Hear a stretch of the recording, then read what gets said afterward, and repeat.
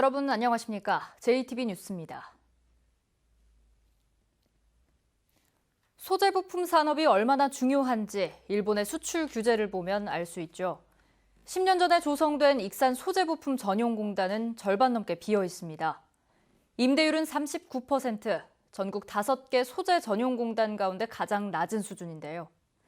하지만 익산시는 급할 것도 없다는 미지근한 반응을 보이고 있습니다. 첫 소식 김진형 기자입니다. 국내 소재 부품 산업을 키우기 위해 지난 2009년에 만든 익산 소재 부품 전용 공단입니다.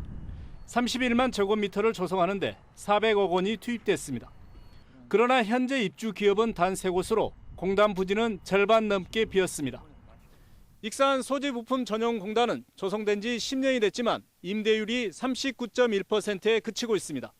전국 5개 전용 공단 가운데 가장 낮은 수준입니다.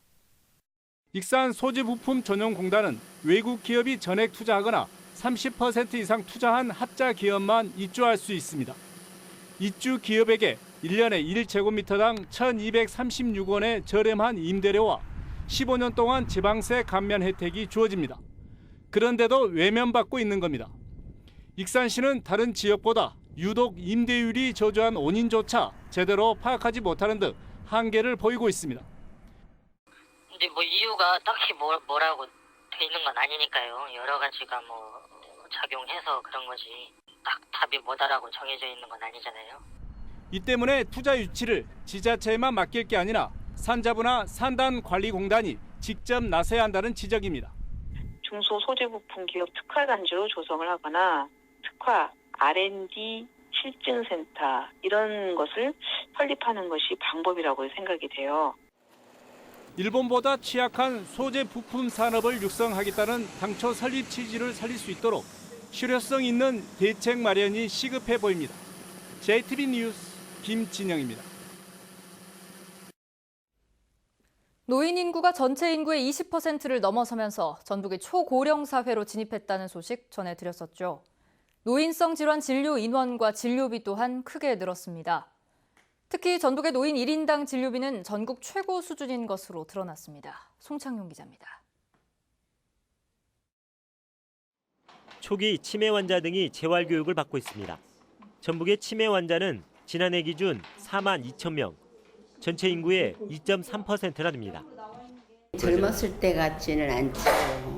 기억력이 좀 많이 안 좋아졌죠. 그건 이제 나이를 먹었으니까. 전북의 노인 인구가 급증하면서 노인성 질환 환자 또한 크게 늘고 있습니다. 인구 10만 명당 진료 인원을 살펴보면 치매의 경우 5년 만에 61%나 늘었고 뇌졸중은 9.3%, 파킨슨은 25% 각각 증가했습니다. 머리 아프고 요구 수시런데 나이 먹을수록 작년 닳고 올 닳고 그러더만요.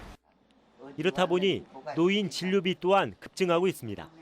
특히 전북의 경우 노인 1인당 연간 진료비가 518만 원으로 전국 17개 시도에서 가장 높았습니다. 전국 평균 448만 원과 비교하면 70만 원이나 많습니다. 뇌 긴색으로 그래가지고 병이 큰 병이요. 큰 병이라 가지고 대학병원에 가서 2달 만에 한 번씩 가서 약을 지면 한 40만 원씩 그리고 이상 나와야 돼.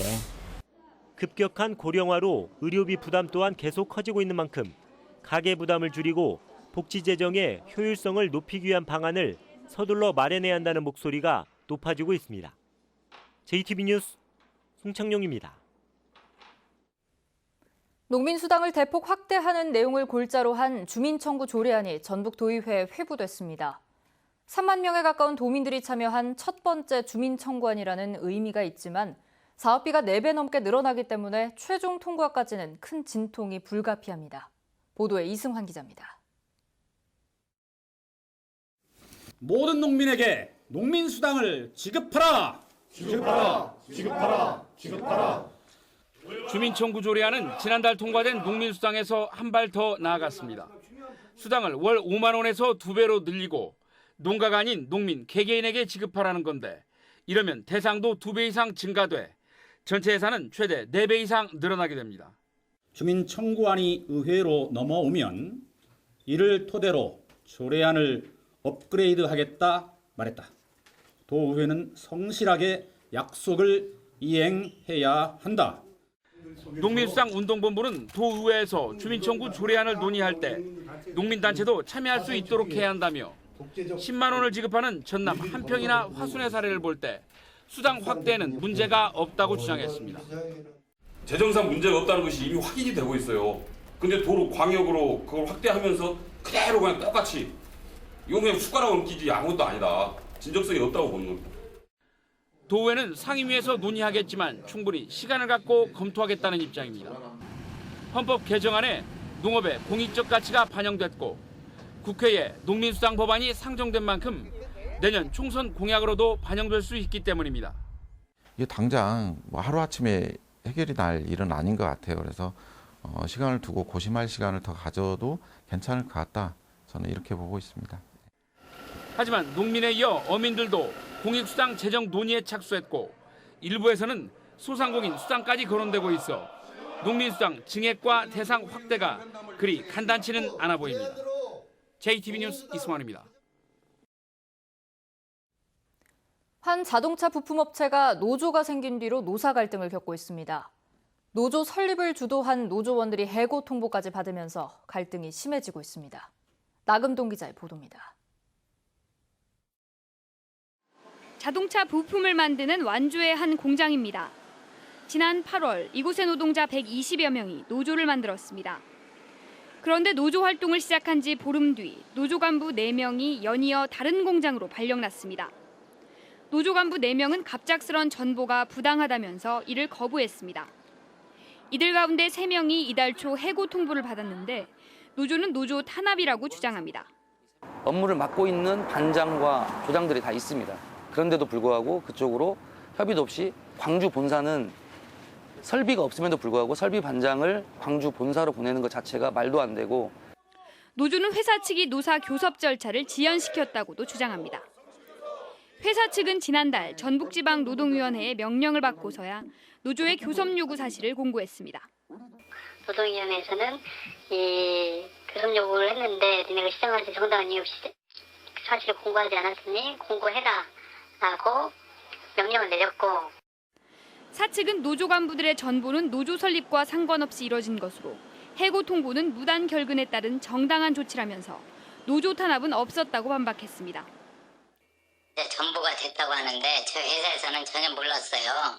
그런 사실을 실제로 몰랐고 그냥 경험이 많고 이 사람들이 실제 연봉도 되게 많이 받아요. 당신들이 좀 가서 이쪽에 가서 좀 안정화시켜라. 전주고용지청은 노조 측의 고소장을 접수받고 지난달부터 해당 사업장을 대상으로 감독을 진행하고 있습니다. JTB 뉴스 나금동입니다. 김제시가 운행을 시작한 지 한 달이 넘은 시티투어 버스의 개선을 추진합니다. 군산시가 귀농귀촌 인구 유치를 위해 농촌 체험 교육을 강화하고 있습니다. 주희인 기자입니다. 김제시가 지난달 8일부터 8차례 운행한 시티 투어버스 이용객이 119명으로 나타났습니다. 김제시는 일단 관광객 유치에 긍정적이라는 평가를 내리고 홍보 강화와 코스 다양화 등 활성화 방안을 찾기로 했습니다. 시티 투어버스 운행 코스를 다변화하고 특색 있는 프로그램 운영으로 관광객들의 만족도를 높이고 김제시 대표 관광 상품으로 자리 잡을 수 있도록 개선시켜 나갈 계획입니다. 올해 251가구 332명이 군산에 귀농귀촌한 것으로 집계됐습니다. 68%가 30에서 50대 생계형 귀농인으로 군산시는 숙박형 농촌체험 교육을 여는 등 귀농귀촌 인구 유치에 힘을 쏟고 있습니다. 농사가 역시 쉽지 않구나 이렇게 생각이 됐는데 그렇지만은 또 정년 없는 직업을 또 새로 하니까 또 나름대로 매력이 있으니까 진지하게 고민하고 또 농사에 대해서 또 기촌에 대해서 열심히 공부하고 또 탐구하도록 하겠습니다. 완주군과 장수군이 만 65세 이상 노인, 생후 6개월에서 만 12세 이하 어린이, 임신부를 대상으로 독감 예방 백신을 무료로 접종합니다. 접종은 보건소와 의료원은 물론 지정 병의원에서도 가능합니다. JTB 뉴스 주혜인입니다. 전북의 중소기업은 다른 지역 기업보다 한국수출입은행의 금융 지원을 거의 받지 못하는 것으로 나타났습니다. 더불어민주당 심기준 의원이 수출입은행의 자료를 분석한 결과 지난 2014년부터 2018년까지 5년 동안 전북 중소기업이 받은 금융 지원액은 392억 원에 불과했습니다. 이는 경남 9,267억 원, 전남 3,316억 원, 충북 1,366억 원에 비해 크게 적은 것이었습니다. 심기준 의원은 군산 등 고용 위기 지역의 기업이 큰 어려움을 겪고 있는 상황에서 수출입은행의 지원이 제대로 이루어지지 않고 있다고 주장했습니다. 전주 종합 리사이클링타운 주변 주민에 대한 전주시 보조금 가운데 일부가 주민에게 제대로 전달되지 않았다는 주장이 제기됐습니다. 전주시민회는 관련 자료를 분석한 결과 전주시가 그동안 종합 리사이클링타운 주민지원협의체에 보조금으로 36억 5천만 원을 지급했지만 주민지원협의체가 주민에게 실제로 지급한 금액은 33억 8천만 원으로 2억 7천만 원의 차액이 발생한다고 주장했습니다. 전주시민회는 전주시가 차액이 발생한 이유에 대해 철저히 조사하고 더 이상 지원금을 둘러싼 논란과 사건이 발생하지 않도록 민관협의체를 구성해야 한다고 요구했습니다.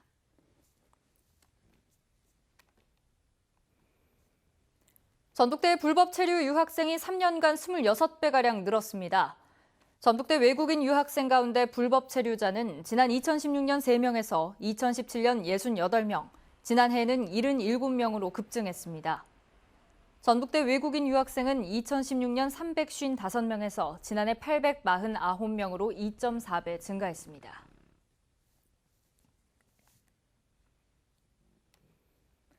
정재훈 한국수력원자력 사장이 영광 한빛원전과 관련해 지역자원 시설세 개정을 협의하겠다고 밝혔습니다.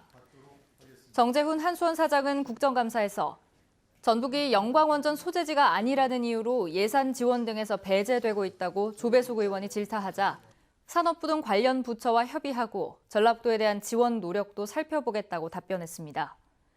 정 사장은 또 정보 공유 문제에 대해서도 지자체를 핵심 요원으로 지정해 사고 발생 시 비상 연락망을 강화하겠다고 설명했습니다.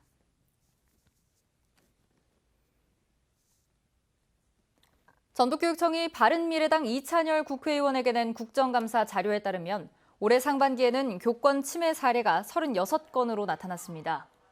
이는 지난해 같은 기간 53건보다는 37%가량 줄어든 겁니다. 사례별로는 모욕과 명예훼손이 17건으로 가장 많았습니다. 지난 2007년부터 영유아 검진이 도입됐지만 전북 지역의 참여 비율은 상대적으로 낮은 것으로 나타났습니다.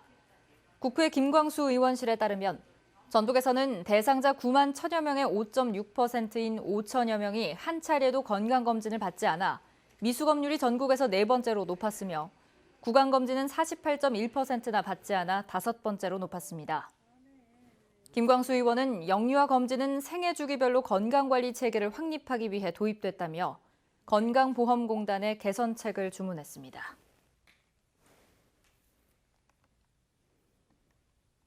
오늘은 대체로 맑겠습니다. 낮 최고 기온은 익산 21도, 전주 20도, 진안 18도 등 어제보다 1, 2도가량 낮겠습니다. 오늘 오후까지 서해남부 전해상에 바람이 매우 강하게 불겠습니다. 내일 아침에는 동부 내륙의 기온이 4도 안팎으로 떨어져 서리가 내리는 등 춥겠습니다. 전주기상지청은 당분간 대체로 맑은 가운데 일교차가 크게 벌어질 것으로 내다봤습니다.